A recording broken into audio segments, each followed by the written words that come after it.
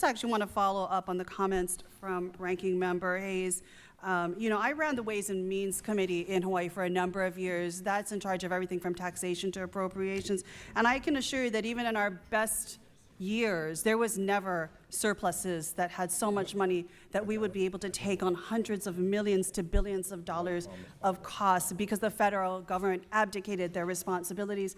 As Ranking Member Hayes mentioned, we are talking about, for my little state, upwards of $350 million in potential cost shares for SNAP, let alone what would be similar towards the billions of dollars if they actually employ some of the Medicaid tactics that they are looking at right now in a building next door. When you look at Head Start elimination, when you look at Department of Education cuts, all of these things will fall on the shoulders of our state legislatures and our governors. I would suggest that you go home this weekend and you ask them how much pain and suffering can you hold, because I will tell you this, having run the money committees, all it takes is a fire, it takes a hurricane, it takes a flood, it takes an unnecessary trade war to piss off our allies and our adversaries, to drive up prices on everyday goods for Americans. That's all it takes to be the tipping point, to make it absolutely unacceptable, impossible for state governments to absorb any of these costs. And I will tell you, you can go ahead and ask your constituents.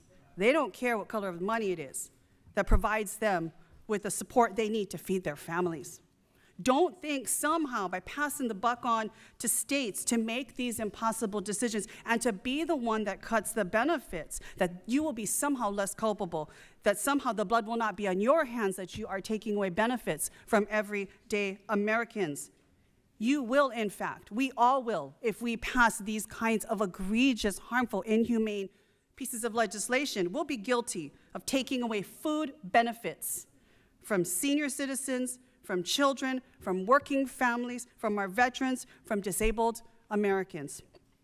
And I would comment that clearly we seem to have a misdirect in terms of our majority leadership. Now, I know, Mr. Chair, you have said that there will be no SNAP cuts, and yet if you listen to what the gentleman from Georgia commented, he seems to be at odds with you, because Mr. Scott read the text of the amendment that we are debating here, saying that there cannot be cuts, therefore he opposes the amendments. He clearly wants to have cuts to SNAP, just by fact of opposing this very amendment that would first and foremost make sure there are no cuts as a result of the legislation before us. And in the remaining time, I just want to read you two stories that have been sent to me in recent days about real people who will be hurt from these cuts. Mary from Hilo writes, "We are a family of 6, all covered under MedQuest, which potentially could get cut. My husband and I are not lazy.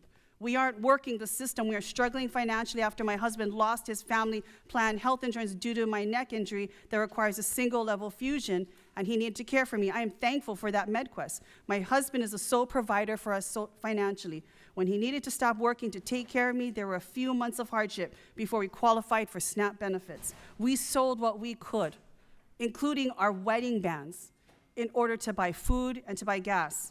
When we received our SNAP benefits, I cried. To be able to buy food for our family was a blessing.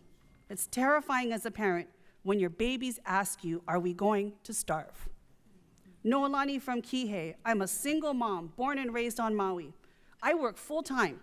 She's a worker now. "I work full-time, and that's still not enough to survive here. Having the state help with medical coverage helps to make sure my children are healthy and immunizations are up to date. My job doesn't offer family medical, so that makes it harder for people like me. SNAP is already income outdated, that the guidelines and limits are unbelievably difficult, but I'm grateful for even one night help with food for dinner. It makes me rest a little easier knowing my kids aren't going to be hungry. Don't take SNAP away, because food in Hawaii is truly expensive. Go home, my friends, go home and talk to your state legislatures who will be carrying the undue burden of taking on the cost of SNAP, taking on the cost of Medicaid. Talk to your constituents who don't care who pays the bill, but they do care when their children cry because they're hungry. Thank you, Mr. Chair, and I yield back.